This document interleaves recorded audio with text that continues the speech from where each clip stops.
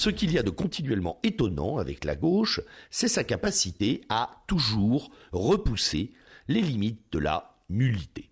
Autant les primaires de droite m'avaient paru pénibles, longues et insipides, autant ce soir, au sortir du premier débat entre les candidats de la belle Alliance populaire, non mais quel nom, je vous jure, on se croirait dans Martine va cueillir des roses. Donc autant ce soir, ces primaires de droite m'apparaissent presque comme un match de première division, face aux 2h30 de grand rien que je viens de subir. Oh, je m'y attendais un peu. La composition de l'équipe n'augurait pas d'un match de grande qualité. Mais j'avais tout de même 2 ou 3 centres d'intérêt que je croyais motivants.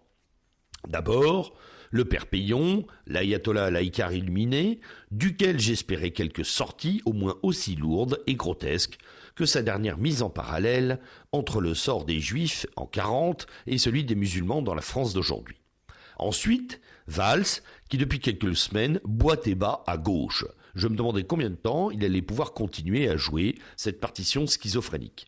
Et puis enfin, l'ovni du soir bonsoir, Sylvia Pinel. Hélas, j'ai été très déçu.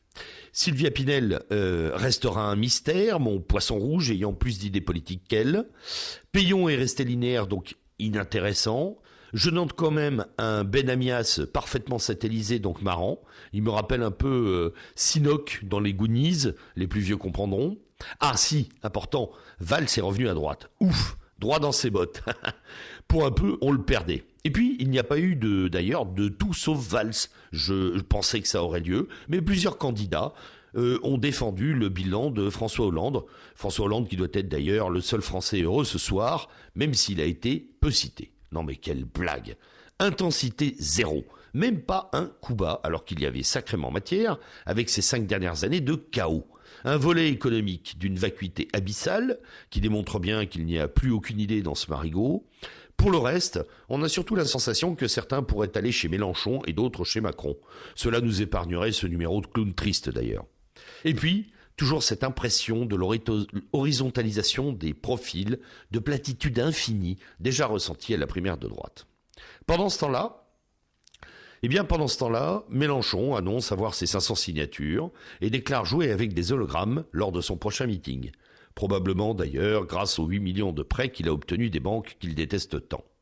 Et Macron continue d'étoffer son staff en star du petit écran, tout en prenant la 3e place des sondages. Marine Le Pen, à défaut de voir Trump, visite sa tour et se balade à New York. Fillon, enfin, joue les carpes, peaufinant ses prochains meetings. Bref, aucun des 4 principaux candidats n'a l'air ému ou affolé par cette primaire qui est tout sauf une primeur. À l'ennui s'ajouterait presque une pointe de pitié pour ces has-beens qui se battent dans la cour de derrière pendant que le spectacle est dans le jardin. Affligeant. Et puis enfin, le plus drôle de cette soirée, les gros titres des chaînes infos et des principaux journaux télévisés qui mettent à la une la tempête. Remarquez, rien de plus logique. Au regard de ce vrai phénomène météo et de ses conséquences spectaculaires, les candidats de la primaire du PS n'ont fait hier soir que du vent. Allez, bon week-end.